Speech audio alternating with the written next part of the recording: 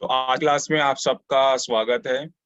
कल हमने simple future के बारे में पढ़ा था और सिंपल फ्यूचर को हम कहाँ पर इस्तेमाल कर सकते हैं, उसको कैसे बनाया जाता है, उस सेंटेंस का क्या स्ट्रक्चर होता है और किन हालात में या किन सिचुएशंस में हमको सिंपल फ्यूचर इस्तेमाल करना पड़ता है, वो मैंने आपको कल समझाया था। तो उसी से रिलेटेड आज मैं आपको फ्यूचर कंटिन्यूअस टेंस पढ़ाने वाला हूँ। दोनों में हल्का सा फर्क है, छोटा सा फर्क है।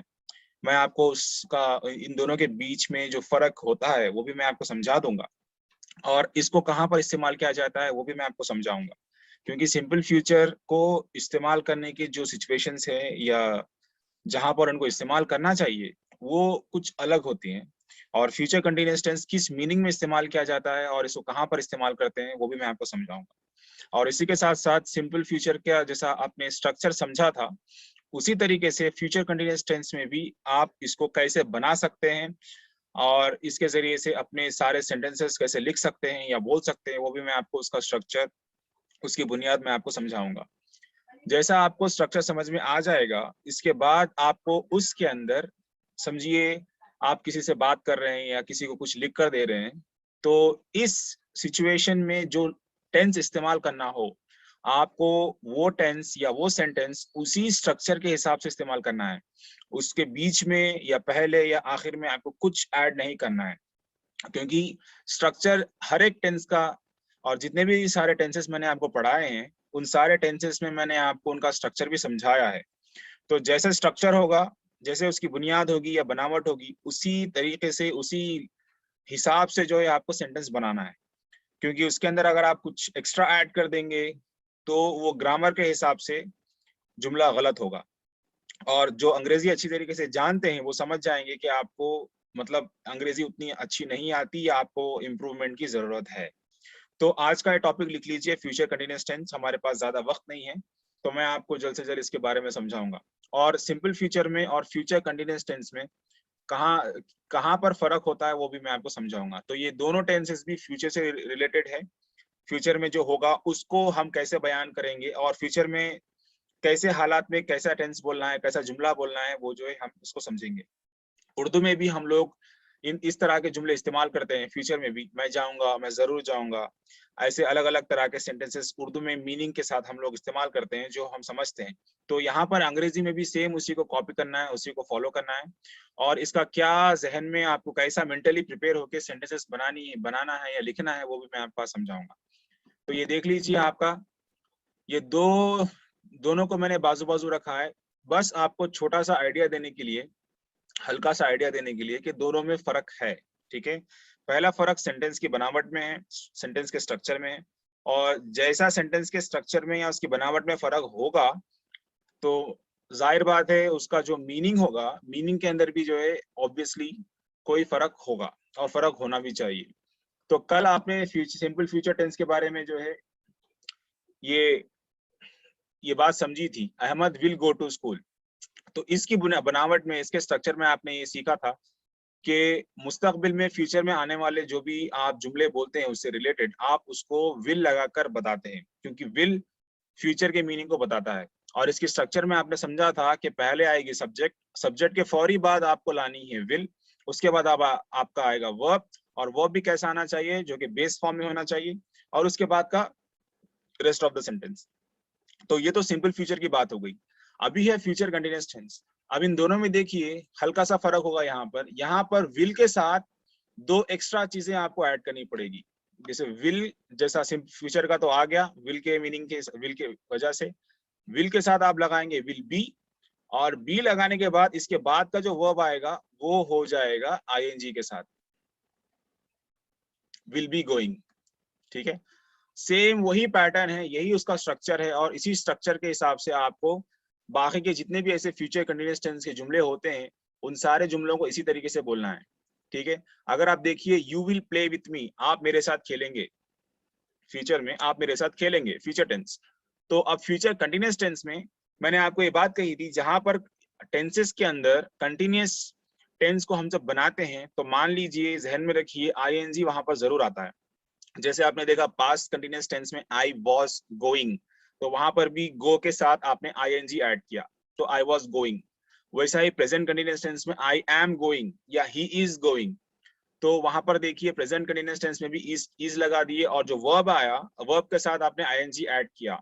उसी तरीके से फ्यूचर में भी जो कंटिन्यूअस टेंस अगर आएगा, फ्यूचर कंटिन्यूअस टेंस, उसके अंदर भी आईएनजी होना जरूरी है, ठीक है। और दूसरी चीज जो आपको ध्यान में रखनी है, जब आप आईएनजी इसमें लगा रहे हैं वर्ब में, उससे पहले, ठीक है, बी लिखना जरूरी है, ठीक है।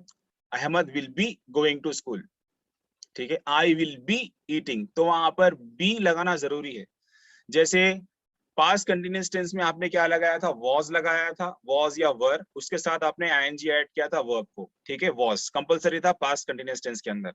प्रेजेंट कंटिन्यूअस टेंस में आपने क्या किया, इज और आर लगाया और उसके साथ जो वर्ब आया उस पर आपने आईएनजी ऐड किया, तो वो वहां पे कंपलसरी हो गया।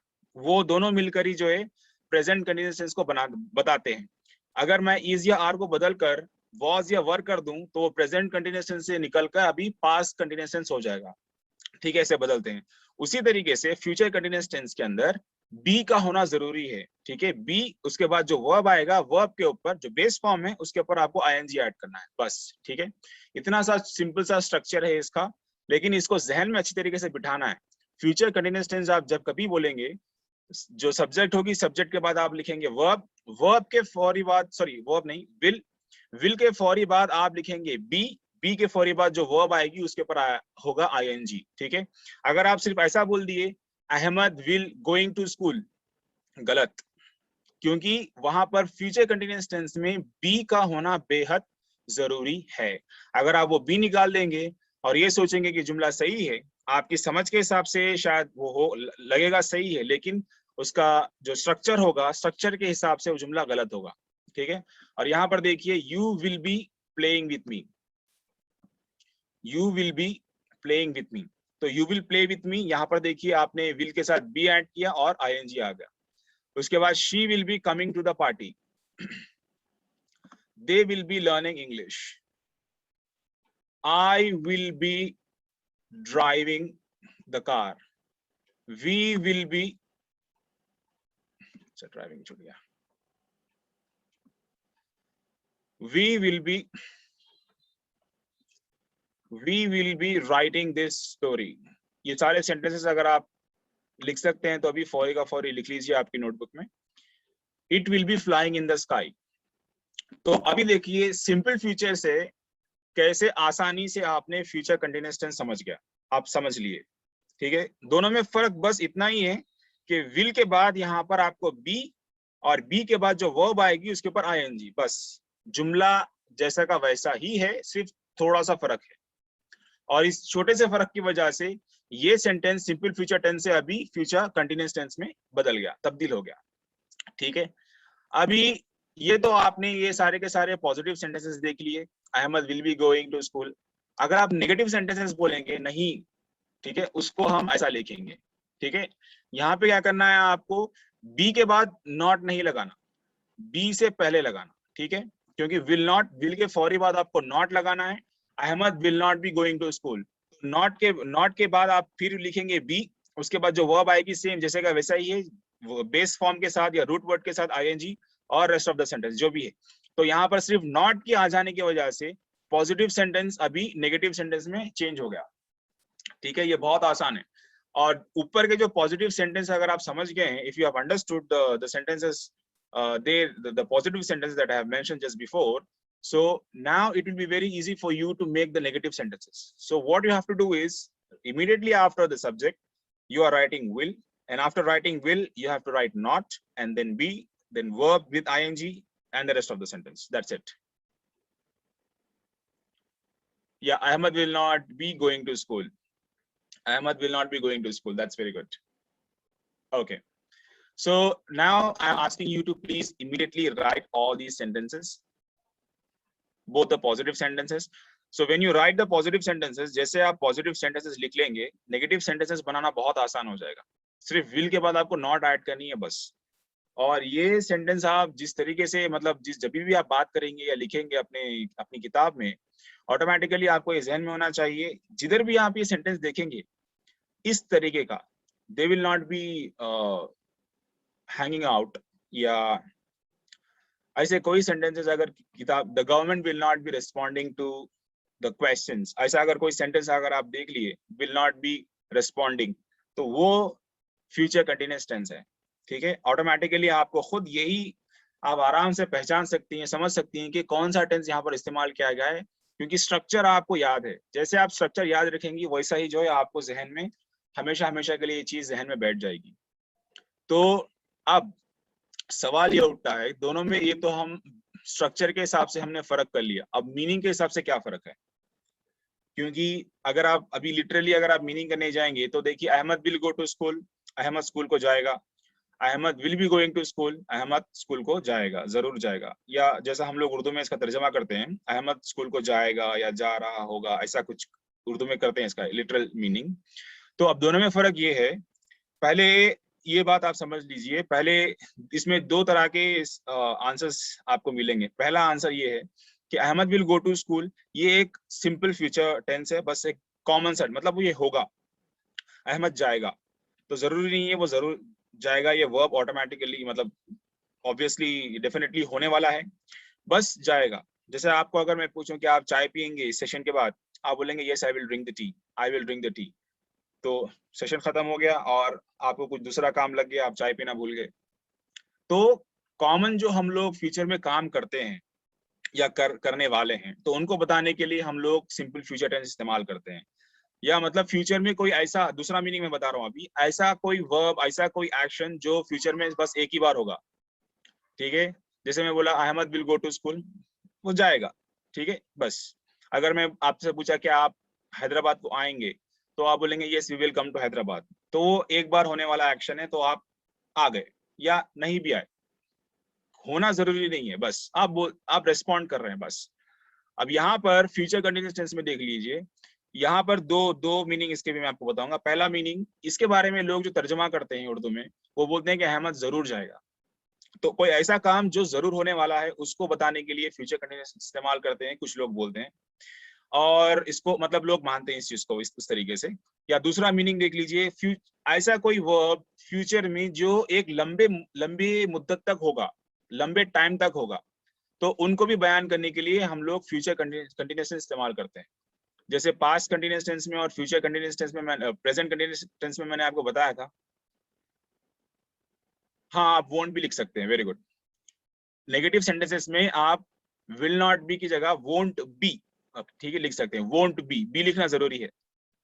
तो दूसरा मीनिंग मैं आपको बता रहा था फ्यूचर कंटिन्यूअस टेंस का, फ्यूचर में कोई ऐसा काम जो एक लंबे मुद्दत तक होगा, एक लॉन्गर पीरियड तक होगा, उसको बताने के लिए भी हम लोग फ्यूचर कंटिन्यूअस टेंस इस्तेमाल करते हैं। ठीक है, और जो काम फ्यूचर में बस एक ही बार होगा, उसको बयान करने के लिए हम लोग सिंपल फ्यूचर टेंस करेंगे।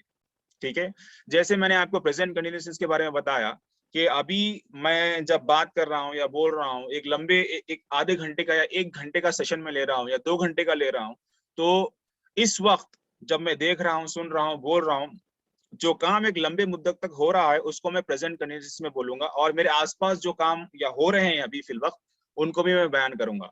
पास्ट कंटिन्यूअस टेंस में मैंने आपको समझाया था, पास्ट में कोई ऐसा काम जो लगातार एक लंबे पीरियड तक हुआ था, या आप जब जो काम कर रहे थे और कोई दूसरा काम हुआ, उन दोनों जुमलों को भी आप पास्ट कंटिन्यूअस टेंस में बता सकते हैं। Okay, good. माफ करिए, बीच में करंट चला गया था, इस वजह से थोड़ा टाइम लेना पड़ा। तो मैं जो आपको समझा रहा था वो यही बता रहा था आपको कि सिंपल फीचर को कैसे बनाते हैं और उसको कहाँ पे इस्तेमाल करना है, और फ्यूचर कंटिन्यूअस को कैसे बनाते हैं, उसकी स्ट्रक्चर क्या है और उसको कहाँ पर इस्तेमाल करते हैं हम लोग। तो मैं समझता हूँ कि आपको इसका मीनिंग समझ में आ गया होगा कि फ्यूचर में अगर कोई ऐसा काम जो एक वक्त के लिए होगा या एक ही बार होगा, तो उसको बताने के लिए आप सिंपल फीचर इस्तेमाल कर सकते हैं।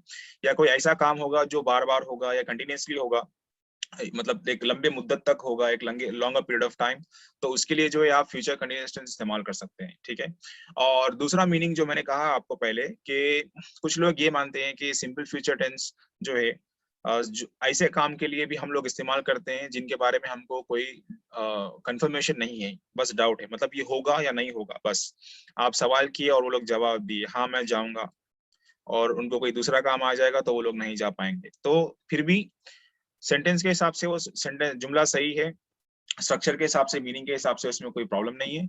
और दूसरी बात, जो फ्यूचर कंटिन्यूअस टेंस के बारे में मैं आपको कह रहा था कि अगर कोई ऐसा काम जो जरूर होने वाला है, जिसके बारे में आपको मतलब एक यकीन है कि हाँ मैं जरूर करूंगा, ये करूँ, जरूर जाऊंगा, तो वहां पर जो है आप इसको फ्यूचर कंटिन्यूअस टेंस को भी आप इस्तेमाल कर सकते हैं। ठीक है, तो देखिए सेंटेंस को कैसे बनाते हैं और कहाँ पे कैसे इसको इस्तेमाल किया जाता है, दोनों भी मीनिंग आपको समझा दिए। तो दोनों में फर्क है, ठीक है, और उर्दू में भी जैसे हम लोग फर्क करते हैं उस तरह का इसमें भी फर्क है, जो मैंने आपको पहले के इसमें समझाया था। अभी देखिए स्ट्रक्चर ऑफ सेंटेंस क्या है, यहाँ पर मैं आपको इसको इसका आइडिया हो गया होगा। तो फ्यूचर कंटिन्यूअस टेंस का ये स्ट्रक्चर है कि सबसे पहले आप लिखेंगे सारे के सारे सब्जेक्ट जिसने वो काम किया या काम कर रहा होगा वो काम, like they will be doing, like who is that person, who is that subject, कौन करेंगे वो काम, तो उनको आप पहले मेंशन करेंगे सेंटेंस में जब कभी आप लिखेंगे या बोलेंगे। उसके बाद आप लिखे लेकर आएंगे विल या विल नॉट या वोंट। अगर पॉजिटिव सेंटेंस है तो आप लिखेंगे विल। उसके बाद फॉर या आप इस्तेमाल करना है आपको बी, विल के बाद बी। और उसके बाद आपको इस्तेमाल करनी है वर्ब, और वर्ब भी कौन सी, जो बेस फॉर्म हो जिसके साथ आईएनजी ऐड हो, क्योंकि मैंने आपको कहा जब बी आ रही है तो उसके साथ आपको फ्यूचर कंटीन्यूअस टेंस के अंदर आईएनजी लगाना जरूरी है वर्ब के साथ। ठीक है, और उसके बाद जो आपका सेंटेंस है रेस्ट ऑफ द सेंटेंस, या तो आप ऑब्जेक्ट लिखिए या रेस्ट ऑफ द सेंटेंस लिखिए, not a problem at all. ठीक है, तो यही छोटी चीज थी जो मैंने आपको समझानी थी अभी इस सेशन के अंदर। तो मैं समझता हूँ कि आज का ये टॉपिक मैंने कवर कर दिया है, और इसका फर्क, दोनों में फर्क मैंने आपको समझा दिया है। सिंपल फीचर को कहाँ पे इस्तेमाल करते हैं और फ्यूचर कंटीन्यूअस टेंस को कहाँ पे इस्तेमाल करते हैं, और दोनों के स्ट्रक्चर क्या क्या है, उनको कैसे बनाते हैं, वो भी मैंने आपको समझा दिया। आपको आसानी के लिए कहता हूँ कि अगर आपको फ्यूचर कंटीन्यूअस टेंस अगर बनानी है तो आप सिंपल फ्यूचर टेंस को पहले बनाइए, और उसके अंदर बस आप विल के फौरी बाद बी ऐड करिए, और जो वर्ब आप उसके बाद लिख रहे हैं उसके ऊपर आईएनजी लिख दीजिए। तो उसी तरीके से बहुत आसानी से जो है आप अपना सेंटेंस बना देंगी। या नहीं तो कभी कभी ऐसा होगा कि सेंटेंस बनाने के लिए बहुत ज्यादा सोचना पड़ेगा या टाइम खराब हो जाएगा। तो वैसा नहीं करना है आपको, बस आप पहले सिंपल फ्यूचर बना लीजिए, जैसे I will eat the ice cream. ठीक है, तो वहां पर आप क्या कर रहे हैं, विल के फौरी बाद आप ऐड कर रही हैं बी, और जो वर्ब आ रही है ईटिंग उसके बाद आपको ऐड करनी है आईएनजी, तो आई विल बी ईटिंग आइसक्रीम, खत्म, जुमला आपका रेडी हो गया, बन गया। तो ये जुमला जो है और ये जो सेंटेंस है ये बिल्कुल ग्रामर के हिसाब से बिल्कुल सही है, और आप इसको हमेशा मतलब जिसके साथ भी आप बात कर रही होंगी उस मीनिंग के अंदर, जो ऐसा काम फ्यूचर में कंटिन्यूसली होगा या एक बहुत लंबे टाइम तक होगा, उसको बयान करने के लिए आप फ्यूचर कंटिन्यूस टेंस इस्तेमाल कर सकती हैं। ठीक है, तो मैं समझता हूँ आज की क्लास में आपको इसका आइडिया हो गया। आप इसको आपको अगर कोई डाउट हो, if you have any doubts please ask me or let me know in the public chat. If you have any doubt, please tell me in the chat. Write it to me now.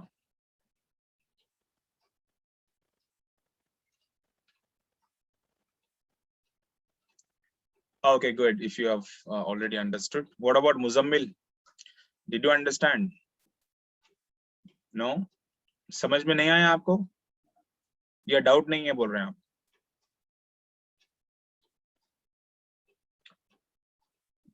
Okay, अगर आपको समझ में आ गई ये बात, okay good. अगर आपको बात समझ में आ गई है, आज का जो लेसन था मैंने जो समझाना था आपको, बस सेंटेंसेस बनाइए 10 20 15 50 जितने भी आपको बनाने हैं सेंटेंसेस बनाइए, और बनाकर जो है मुझे व्हाट्सएप करिए, मैं उन सारे सेंटेंसेस को देखूंगा फिर आपके करेक्शन करूंगा। और कल की जो क्लास होगी, कल की क्लास में मैं आपको वर्ब्स और उनकी जो सेकंड फॉर्म हम कहाँ पर इस्तेमाल करते हैं और उसकी जो थर्ड फॉर्म है, तो मैं आपको एक तकरीबन 100 या 150 जो भी वर्ब्स हम लोग डेली इस्तेमाल करते हैं, कुछ वर्ब्स आप बहुत सारे वर्ब्स आपको मालूम भी है, लेकिन कुछ वर्ब्स का सेकंड फॉर्म या थर्ड फॉर्म क्या होता है, क्या क्या होनी चाहिए, वो मैं आपको कल समझाऊंगा कल के वीडियो में। तो मिलेंगे कल आप सबसे। आज ज्वाइन करने के लिए बहुत बहुत शुक्रिया, और आज की क्लास को मैं यहीं पर खत्म करता हूँ। Thank you.